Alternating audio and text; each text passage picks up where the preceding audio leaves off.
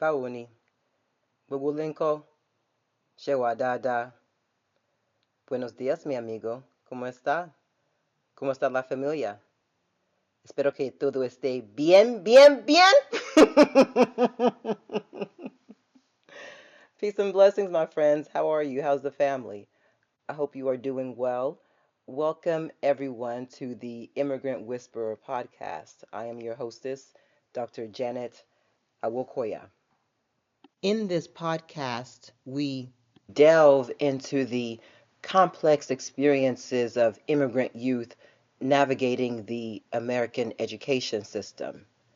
Today, we're exploring a fascinating topic: the role of fictive kinship among Black immigrant youth. Fictive kinship refers to close relationships between people who are not biologically related, but share strong emotional bonds and mutual obligations, often functioning as family. This concept is particularly relevant to my research on Black immigrants, as it highlights the ways in which these individuals form supportive networks and communities in their new homes. A special thanks to a dear friend, Dr. Shaka Mustafa, a true brother from another mother, for his generous support in supporting this reading. Your contribution is greatly appreciated, Shaka. Thank you. Please join me in giving Shaka a round of applause. Thank you, Shaka. And let me add a little dance hall too, because we both enjoy Caribbean music.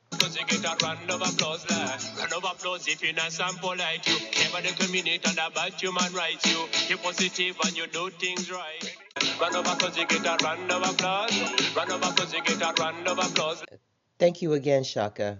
I really appreciate you. Now, let's discuss how these young people balance the expectations of their families, their peers, and the dominant culture.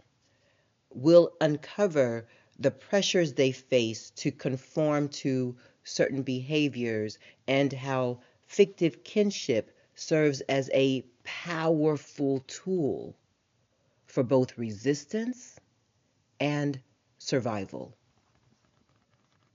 Join us as we unravel the intricate dynamics of identity, belonging, and cultural navigation in the lives of Black immigrant youth. We'll uncover the pressures they face to conform to certain behaviors and how fictive kinship serves as a powerful tool for both resistance and survival.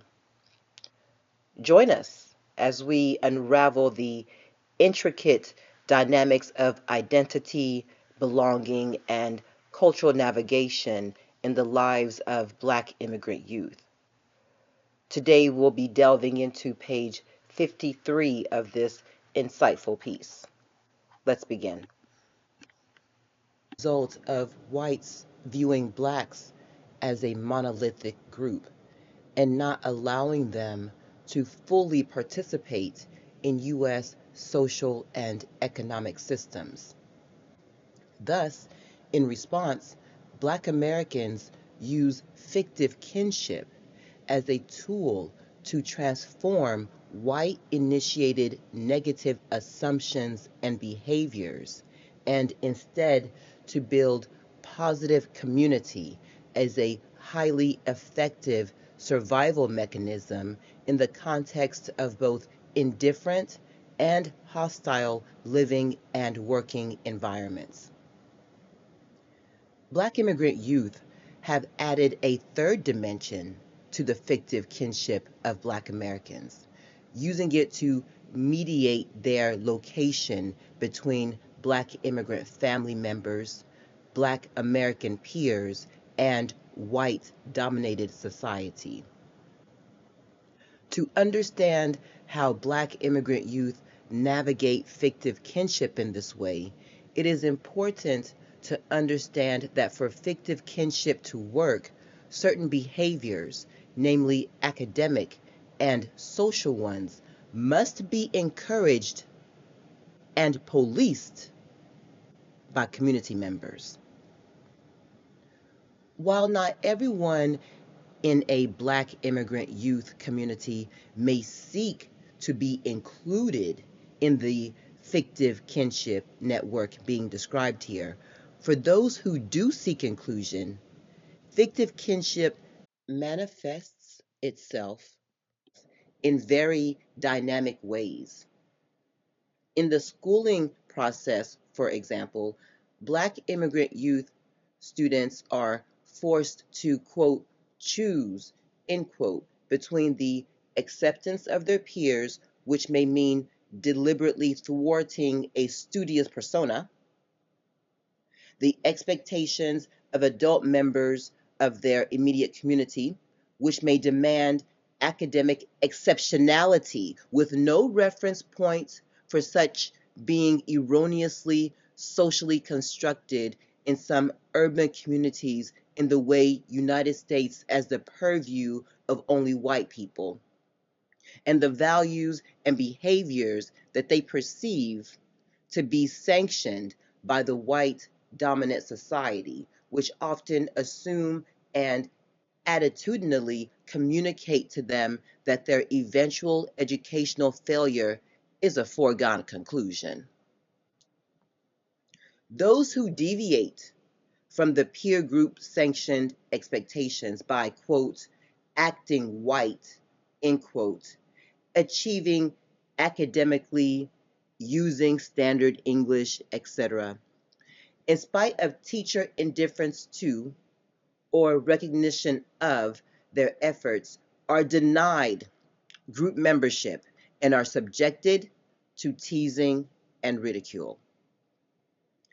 It is important to note here again that Black American parents, like Black immigrant parents, and for that matter, all other parents of color as well as white parents, have and communicate to their children the expectation that they do well in school. To suggest that these expectations are unique to Black immigrant parents, especially as compared to Black American parents, would be to perpetuate the erroneous racist view of what constitutes Black American culture discussed previously. This is what makes this research so complex because it seeks to tease out the unique location and experiences of Black immigrant youth in U.S. schools without reinforcing stereotypes of Black American youth.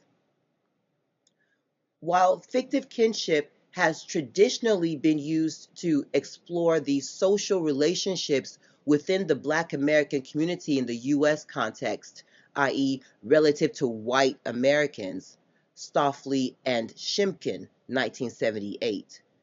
Clearly, it can also be used as a lens to explore the relationships between and among the increasingly diverse Black population, Black immigrants, and Black Americans in the United States, unrelated to, much less as opposed to, related or unequivocally related to white American as well as white colonial power outside the United States. While many Black immigrant youth do experience the social and psychological pressures from peers to conform to behaviors that are deemed, quote, Black, end quote, and are often teased and ridiculed if they do not, their parents, first generation Black immigrants, do not have racial identities that are as wrapped up in the underlying anti-white sentiment that drives the quote, Black enough, end quote, litmus testing of their peers. This is because many first-generation Black immigrants originate from countries where they are the racial and or political and economic power majority, and thus come to the United States with indifference to or ambivalence about or even affinity for the perspectives of whites. As a result, the perspectives of first generation Black immigrants on Black white race relations in the United States, in particular, are for the most part not as negatively charged as might be assumed based on a monolithic view of Black peoples. Dodu, 1997, Glazer and Moynihan, 1963, Lewis, 1983, Seoul, 1978. This is not to say that there have not been Black-white racial divisions in the histories of first-generation Black immigrants, as colonialism and colorism did and continues to impact racial Black versus white and subsequently intraracial Black versus Black relationships in many African nations and on several Caribbean islands. Bryce Laporte, 1972, Jackson and Cochran, 2003, Klein, 1993, Silvio, 1995.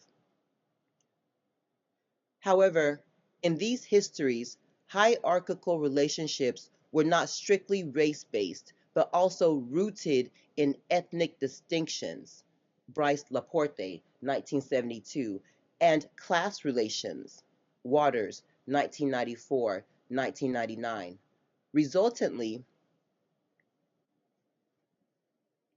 many 1.5 and second generation Black immigrants, more similarly to their Black American counterparts, tend to develop racial identities that are connected to anti-white sentiment once they learn about how previous generations of white Americans enslaved or colonized their own ancestors, and or once they experience the persistent racial sentiments on which those acts were predicated by way of the often subordinate position white Americans, even their age peers, still place them in today, simply because of their Blackness.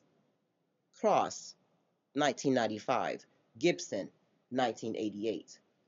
Thus, in the United States, by virtue of their skin color alone, and almost, though not completely, irrespective of generational status, fictive kinship forces many Black immigrant youth to exist in a precarious location that is simultaneously delimited on three fronts. First, their location is delimited by their often misguided Black American peers who push them to not, quote, act white, end quote, and at the same time to be Black enough. Second, their locations is delimited by their often out-of-touch communities of national origin who push them to be racelessly academically exceptional, as opposed to defining a uniquely Black, not uniquely Black immigrant, but rather decidedly pan-Black scholarly image as an emphatic counter-hegemonic challenge to both the, quote, acting white, end quote, scholar image and the Black enough anti-scholar image. Third, their location is delimited by their teachers who push on them as if it were an addictive drug, the myth of them as racially inferior. Benefits of CCT. Culture-centered theory, CCT, facilitates opportunities for students of color in the United States to develop the affective comfort that allows for cognitive skill building Students whose cultures are affirmed in school settings are encouraged to learn, as negative images about their cultures are concomitantly diminished or eliminated. They are encouraged to learn more. Lee et al., 1990. By placing the cultures of all students of color in the center, as opposed to the margins of their curricular experiences, CET precludes these students from being made to feel as though their heritages, languages, and cultural traditions are ignored or rejected.